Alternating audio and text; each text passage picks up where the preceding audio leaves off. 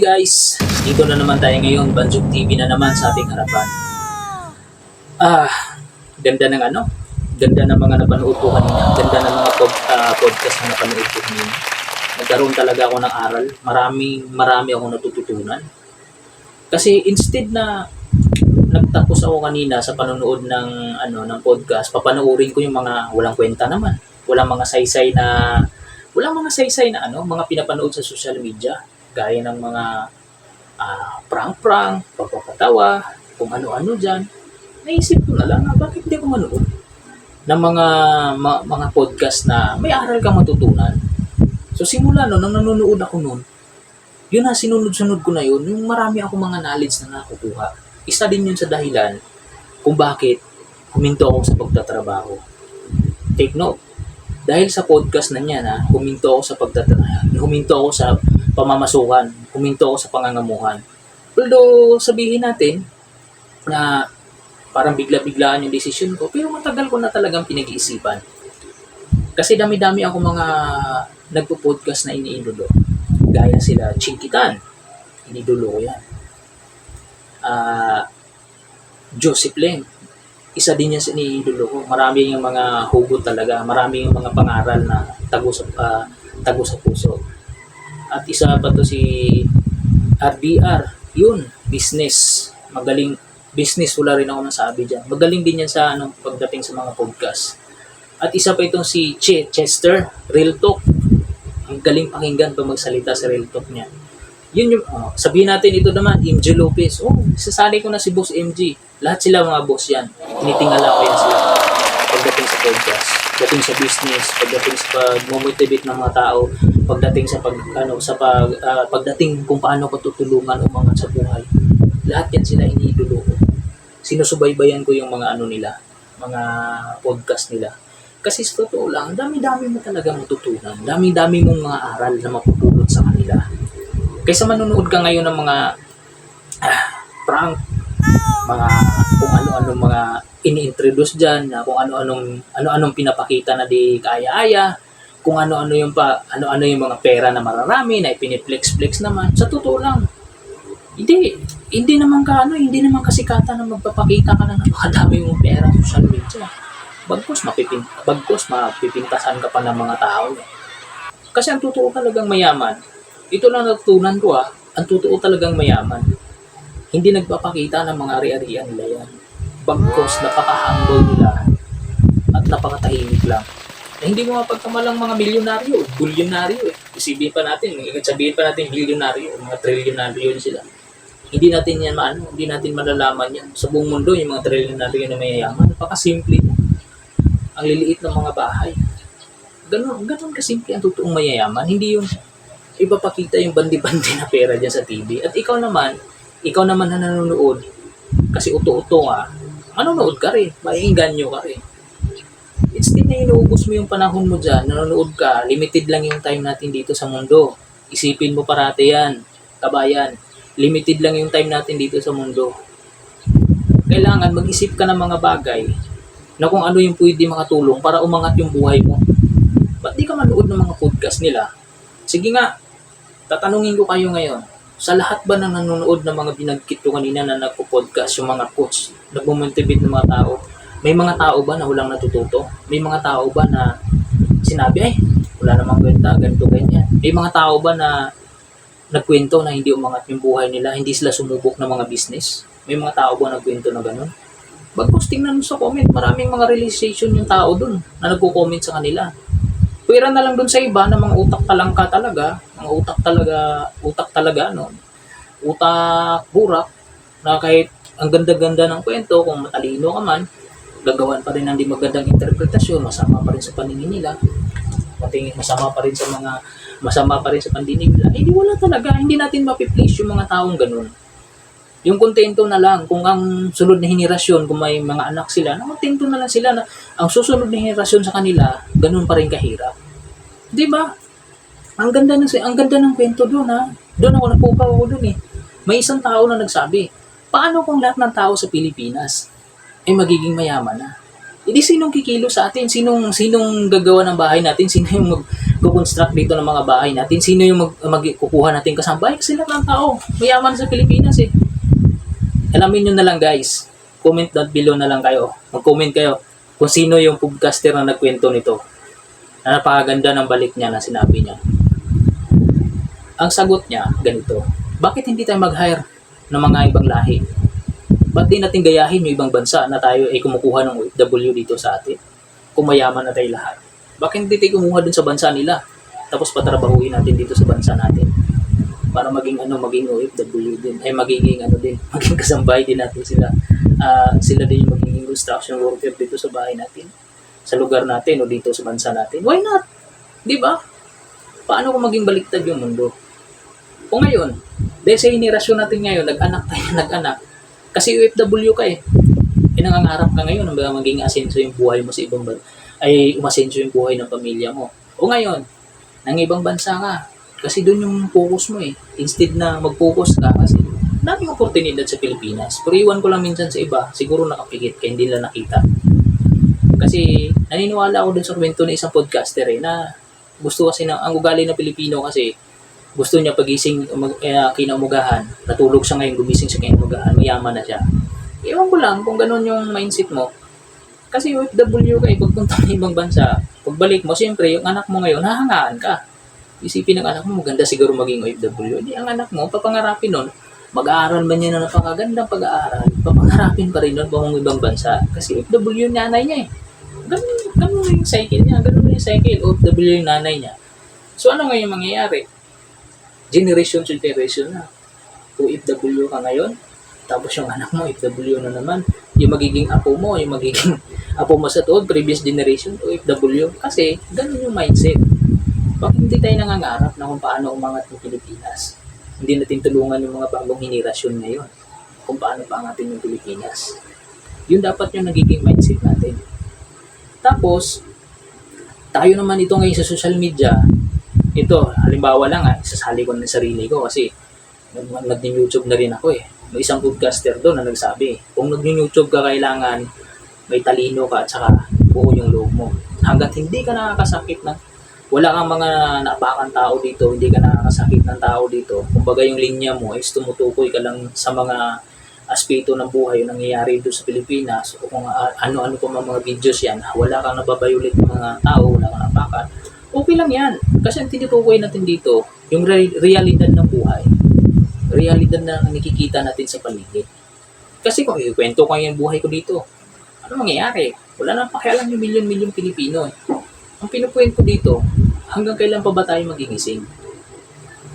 Hanggang kailan pa ba tayo matututo? Dapat, ang pinapalaganap natin ngayon, ang mindset natin mga Pilipino, maging productive tayo.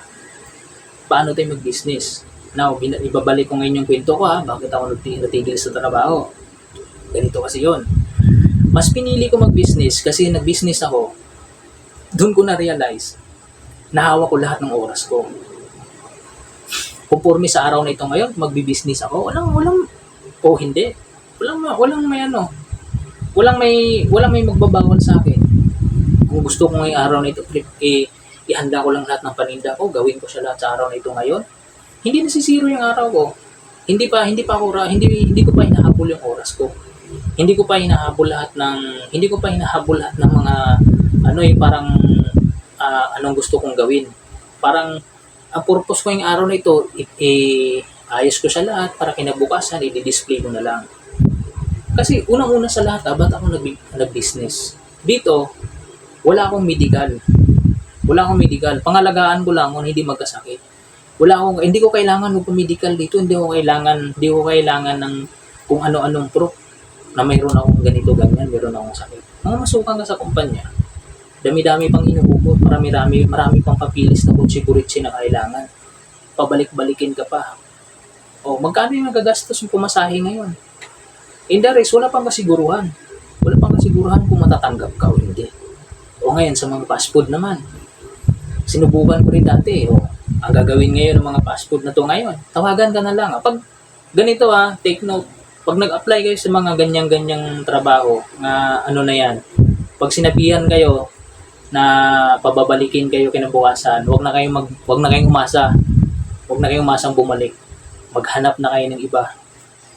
Kasi dito sa Pilipinas, kahit batugan yan dun sa bahay nila, kung yung mismo nagpapahanap ng trabaho dyan sa mga HR nila, mga admin nila, kakilala yan, ipapasok nila yan.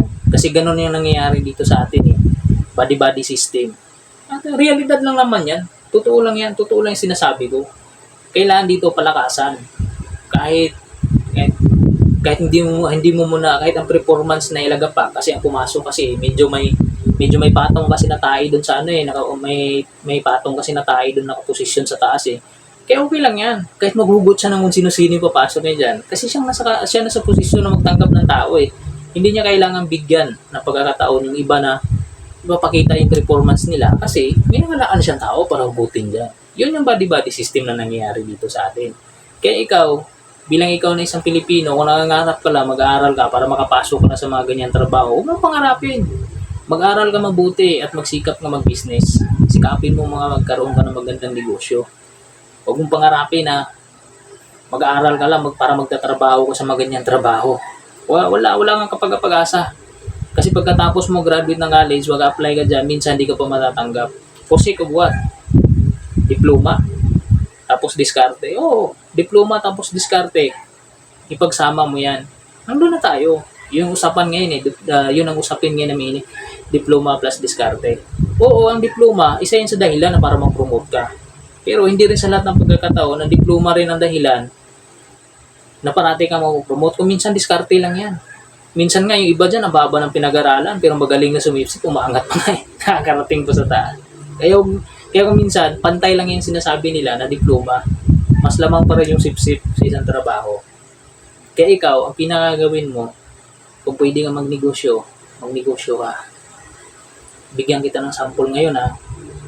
Ito halimbawa lang to, mayroong 2 tao. Parehas sila may trabaho dati. Yung isang tao, sabi niya pare, titigil ako sa trabaho kasi magbi-business ako. Bigla yung kasama niya ngayon kasi magbi-business ka, wala ka man lang knowledge regarding sa business kung anong papasukin mo. So ngayon, ang ginawa niya, umutang siya ng malaking pera ngayon kasi papasok daw siya sa ganito, papasok sa ganyan. Hindi niya alam kung paano patakbuhin.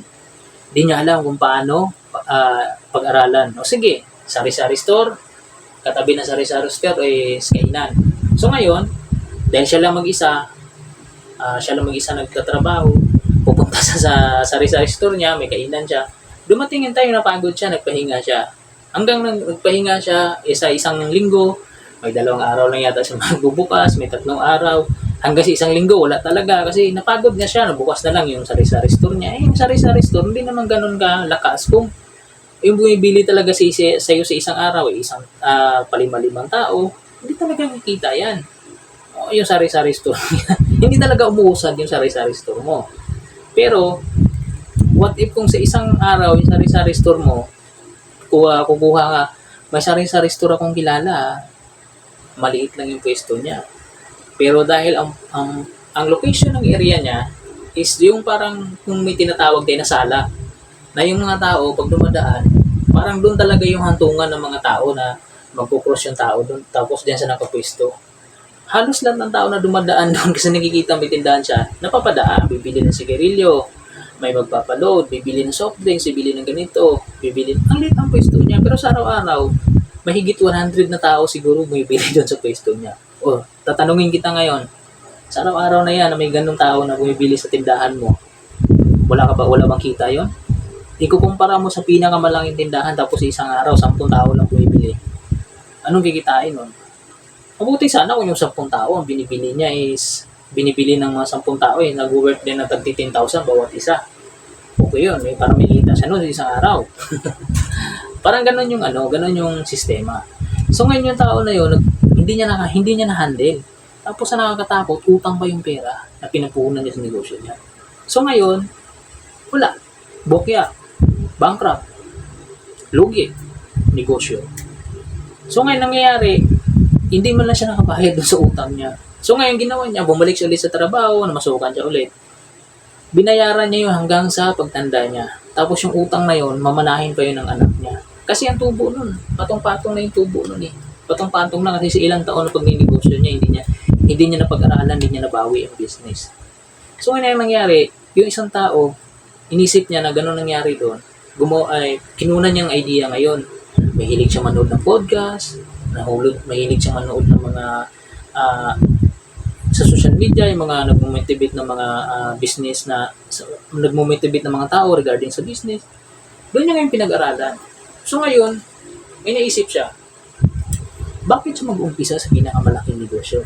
Pwede naman siya mag-umpisa sa maliit. Inumpisa niya yung maliit na business. Pero kahit maliit na business, hindi ganun kalaki ang business na inumpisahan niya. Una, nagbitaw siya ng isang 1,000. 1,000 lang, nagbitaw siya ng 1,000. Itong 1,000 na ito ngayon, pinautang niya 10%. So magkano tutubuin nun sa isang buwan? May 100 siya. So sa ganun pala 100, may kinita na siya doon 100. Ngayon yung pinautang niya una, nag-click. Pangalawa, namuhunan siya sa ganitong yung tininda niya. Parang nagtinda siya ng mga, ano ba yun? Hindi nag-click sa isang business. Pangatlo, namuhunan siya ulit. Nagtinda siya ngayon ng mga, sabihin natin, nagtinda siya ngayon yung parang mga pagkain na dinideliver niya. Okay naman, nag-click naman. Kasi siya na mismo nagdi-deliver. Tumigin siya. Pang-apat, nagtayo siya ng maliit na parang pwesto dun sa bahay niya, sari-sari store. Na which is, ang nagbabantay, may kasama siya nagbabantay. Dalawa sila mag-asawa na nagbabantay na. So ngayon, hindi pa natapos dun. Bumitaw ulit siya ng isang isang puhunan pa. Nagdi-display sila ngayon bukod sa may tindahan sila, may balot sila doon. Hanggang dinagdagan niya ngayon, bumitaw na naman siya, soft drinks, bumitaw na naman siya. Hanggang pinunuan niya na yung tindahan niya, yung unti-unti niya. So far so on, may isa na naman siyang naisip. Why not hindi ko bibitawan to? Nagbitaw na naman siya na isa, bigasan. Nagumpisa lang sa isang sako. Wala siyang binabayarang pwesto, sa bahay niya lang. Yung isang sako ng anak, naging 2. Hanggang sa marami siyang kakilala. Yung 2 sako ng anak na naman, naging 3. Hanggang sa nagka-display na siya ng 10 to 20 sacks dun sa pwesto sa bahay niya. Sa loob ng bahay lang, nakapwesto lang doon. So ngayon may mga suki na siya na pumupunta doon sa kanya, doon na kumukuha ng bigas, pautang, kasi conforme yun sa'yo kung paano may manage yung negosyo mo. Pagkatapos noon, may kulang pa. Bumitaw na naman siya. Kumuha siya ng itlog ngayon. Isang tray, nanganak yung isang tray, naging 2 tray na, hanggang sa umabot na ng super, so dumami.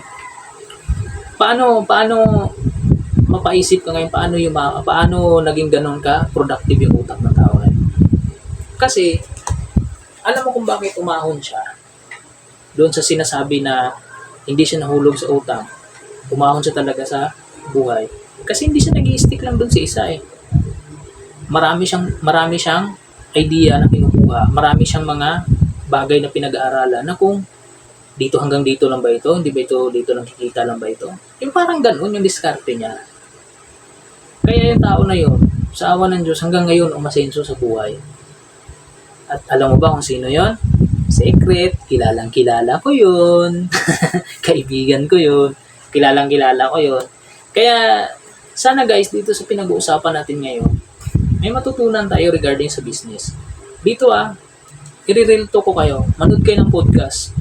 Instead na ginugugol nyo yung buhay nyo dyan sa social media na wala namang katuturan, nanonood lang kayo ng mga barilan, patayan dyan, yung mga pang-aabuso, chismis, mga kaanuhan ng mga TV personalidad na wala naman. Kahit makikisaw-saw ka dyan, ikaw pang mali. Kaya doon ka manood sa podcast na may mga moralism ka matutunan. Doon ka manood sa podcast na may matutunan ka. Ang pinakapayo ko sa inyo talaga, mag-business kayo. Mag-umpisa kayo sa pinakamaliit na puhunan. Huwag kayo mag-umpisa doon sa pinakamalaki. Kasi lagi niyong tandaan. Ang isa, pangaral to na, ito yung minumintibit ko talaga sarili ko na huwag maging agresibo. Pangaral to na hindi ko makakalimutan. Siguro hanggang sa mamatay ako, ito yung pangaral na ikukumpara mo yung sarili mo sa isang ibon, sa isang inakay. Na alam mo na kulang pa yung balahibo mo sa katawan, kahit sa pakpak mo, hindi pa ito develop yung balahibo mo. Gusto mo na kaagad mangarap na lumipad doon sa pinakadulo, pinakatuktok na sanga ng punong kahoy. Na alam mo naman, hindi talaga mangyayari yun kasi hindi pa nga kompleto yung balahibo mo eh. What if kaya ang una mong pangarapin, kahit paalang yan, kahit gagapang na kasi matitibay yung paa ng mga ibon eh.